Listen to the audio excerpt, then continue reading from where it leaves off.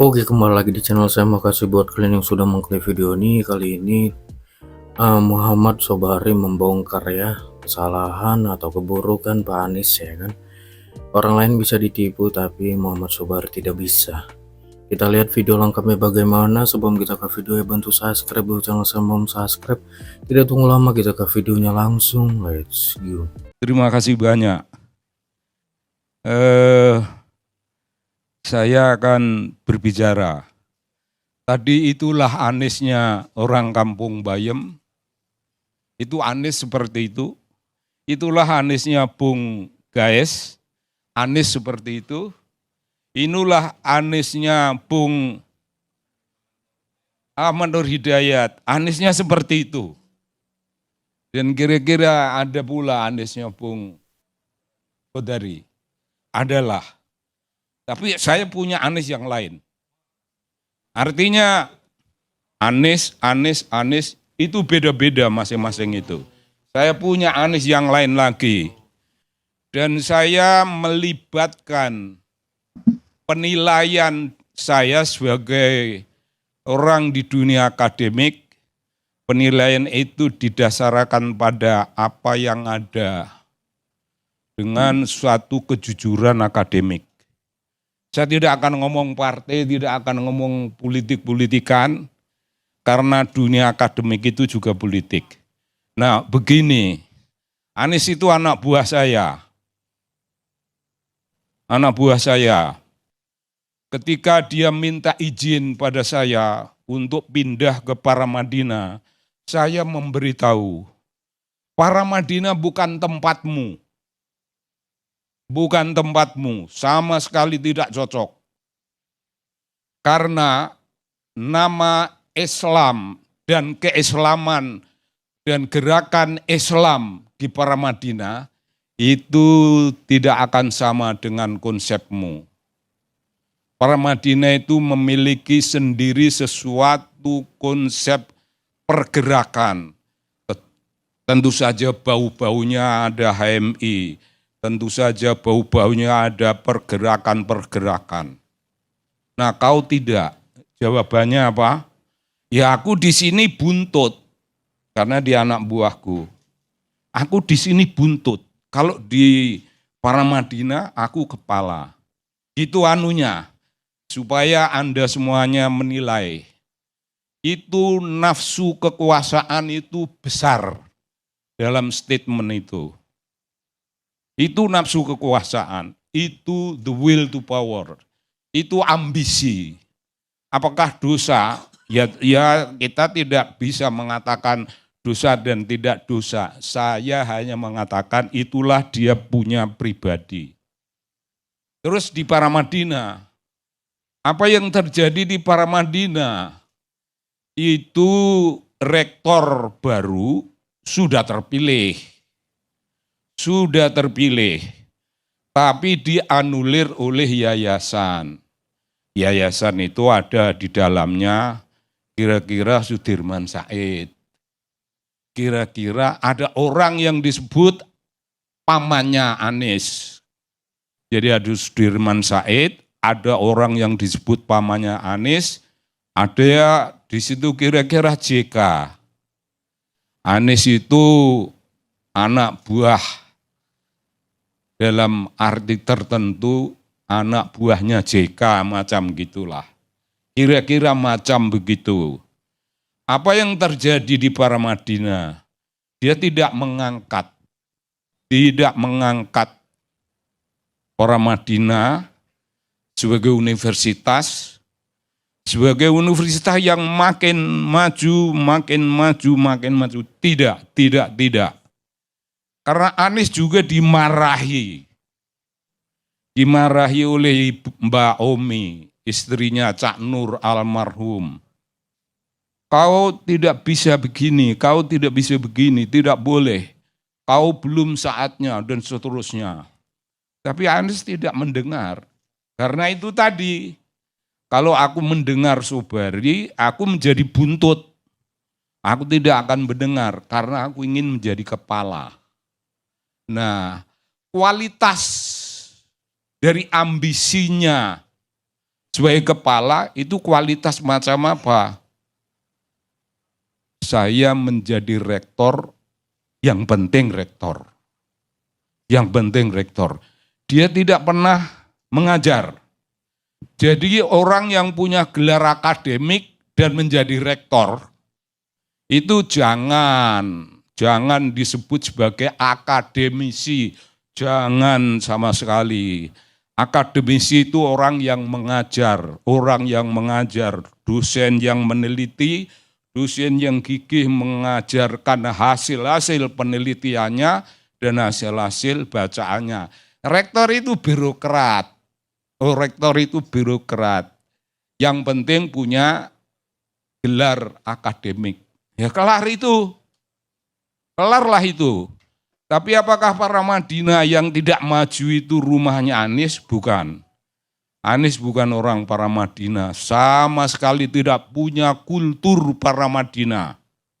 Itu satu catatan yang saya maksudkan untuk mengatakan apa adanya. Maksud saya hanya ingin mengatakan apa adanya tentang Anies, dilihat dari sudut itu. Anies kemudian memimpin apa yang namanya Indonesia mengajar. Banyak keluhan. Anies kebanyakan punya keinginan. Keterlibatannya dalam Indonesia mengajar tidak. Begitu yang saya dengar. Lalu tiba-tiba entah bagaimana, karena berada di sekitar JK, dia bisa menjadi bagian dari pemerintahan Jokowi pada periode kepresidenannya yang pertama. Jadi Menteri PDK, tapi kemudian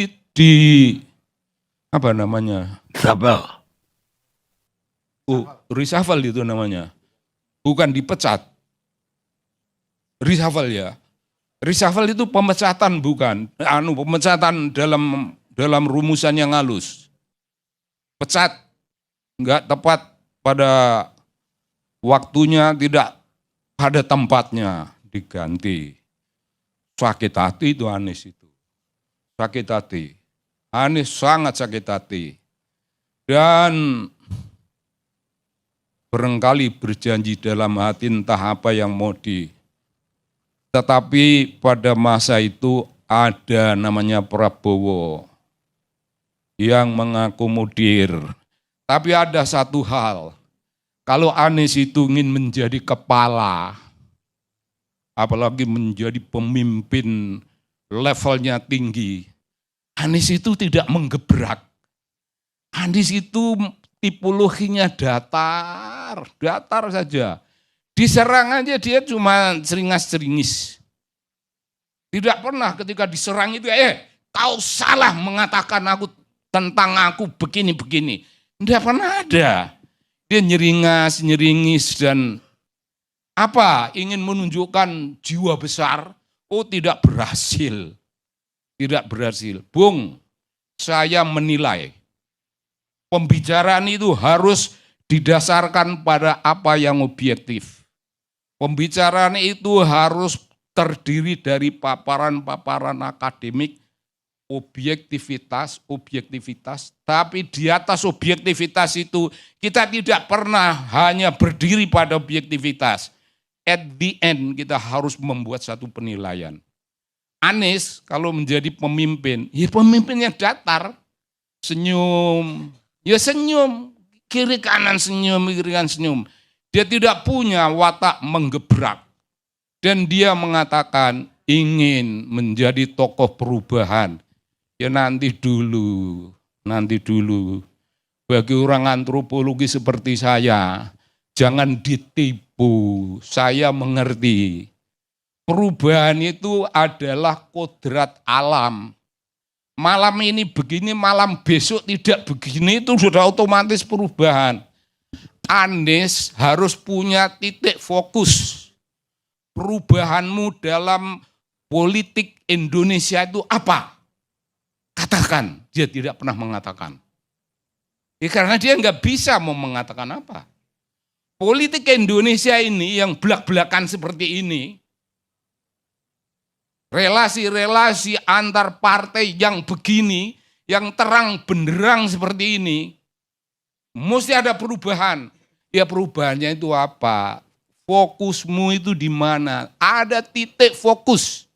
Untuk menyatakan ini saja dia tidak bisa menyatakan. Tidak bisa menyatakan. Lalu selalu ingin membawa perubahan. Oh ya perubahan. Pak Anies ingin meninggalkan kondisi ini. Tapi mau menuju kemana? Mau menuju kemana? Dia tidak punya titik fokus. Ya mari kita bicara tentang HMI. Ada Cak Nur. Cak Nur punya moralitas. Moralitas yang sangat kuat. Punyakah Anies hal-hal seperti yang dimiliki oleh Cak Nur? Pernahkah Anies itu tampil dalam kepemimpinan pemikiran? Kepemimpinan dalam berpikir? Melebihi Cak Nur atau bahkan mendekati Cak Nur aja nggak usah melebihi. Pernahkah punya hal-hal semacam itu? Nilai-nilai dasar perjuangan. Kapan Anies ngomong tentang perjuangan? Kapan Anies ngomong tentang nilai-nilai dasar kepemimpinan? Bahwa pemimpin Indonesia mesti ini, mesti ini. Inilah perubahan. Kapan dia ngomong seperti itu? Anies ngomong datar. Datar. Dikata-katain dia apa? Semua yang mengatain itu tidak ditanggapi. Apa sebabnya tidak ditanggapi? Apakah dia tidak mampu menanggapi? Apakah dia orang yang kesabarannya luar biasa, tidak punya batas? Ya kita tidak jelas. Ini calon pemimpin yang tidak jelas urusannya. Bagaimana mau melawan orang-orang yang mestinya diberi jawaban. Kau jangan ngomong begitu. Aku ini begini, aku ini begini, aku ini begini. Inilah orang yang membawakan perubahan. Kalau orang yang ingin membawakan perubahan itu tidak pernah mengatakan apa yang dia mau, corak seperti apa, pemimpin macam apa, kepemimpinan mesti model kepemimpinan karismatik yang seperti apa. Semua orang masih punya ingatan, masih punya idola dan idealisme mengenai pemimpin karismatik. Anies harus ngomong, oke, karismatik itu harus dibagi-bagi menjadi begini. Karismatik di zaman tahun 45 dan di masa-masa Orde Baru itu sudah lewat. Karisma di zaman ini mestinya ini. Punyakah dia hal-hal semacam itu? Ya dia tidak punya. Tapi mengomongkan perubahan. Ya perubahan mau kemana, Bung? Jangan menipu orang-orang yang mengerti tentang perubahan. Bagi orang banyak, ya ayo berubah. Senang sekali, ya berubah, ayo berubah. Berubah dari Jokowi ke Prabowo. Prabowo perubahan kepada apa? Pertanyaan besar. Selalu menjadi pertanyaan malam ini. Apakah akan ada momentum yang memberi Anies sesuatu kesempatan tampil? Kalau Anies akan menjadi pemimpin ekstra parlementer, apa tandanya? Anies tidak bisa menggebrak, Bung. Anies tidak bisa punya satu strong point, menggenggam tangan seperti saya ini. Saya ingin begini. Saya tidak suka pada ini, dan saya tidak suka Prabowo pada ininya. Kalau Prabowo tidak begini, maka kapan Anies punya sesuatu strong ambition untuk melakukan sesuatu newly invented leadership. Harus newly invented, tidak boleh yang old. Newly invented itu dia katakan, ini spesifik, ini pikiranku, pikiran Anies. Punya dia itu. Punya pengalaman bacaan macam itu, tidak punya. Saya berani bertaruh. Nah, pertaruhan itu ditaruh dari mana, diambil dari mana. dari pengalaman saya menjadi atasan dia dan dia menjadi bawahan saya, dari karakter dia mengatakan sesuatu, termasuk ambisi besarnya. Mungkin tidak besar, cuman ambisi. Ketika dia jadi gubernur, dia punya catatan. Catatan saya ketika hak interpelasi atau hak rakyat untuk bertanya, itu tidak boleh bertanya. Itu seorang tokoh perubahan, tokoh modern yang ingin menunjukkan watak demokratik, pemimpin demokratik. Ada partai-partai politik ingin mengajukan hak interpelasi mengenai ini perkara ini apa, Nggak boleh. Nggak boleh bertanya, orang-orang dikumpulin di rumahnya. Itu bong, itu ironi besar bagi orang seperti saya yang punya catatan tidak dengan tangan. Catatan itu dalam jiwa. Catatan jiwa tentang karakter manusia. Jadi saya agak belajarlah sedikitlah karakter manusia. Karena antropologi yang saya pelajari itu juga mengajarkan tentang karakter, tentang leadership, tentang karisma, dan tentang hal-hal di sekitar urusan-urusan kepemimpinan yang ada dalam benak saya. Anies tidak ada. Anies tidak ada. Tidak menjadi bagian dari idealisme barang yang ideal dalam kepemimpinan.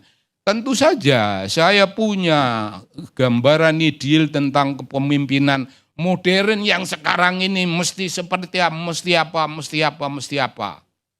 Ya adalah, ada yang tidak Soekarno, yang tidak Syahrir, yang tidak Tan Malaka, tidak yang dulu-dulu, tidak Soeharto, tidak SBY, tidak Jokowi. Ada sesuatu yang mestinya baru, tapi baru itu kalau itu harus ada perubahan. Perubahannya seperti apa? Saya punya gambaran tentang kepemimpinan yang baru, yang bukan Jokowi, yang bukan Prabowo.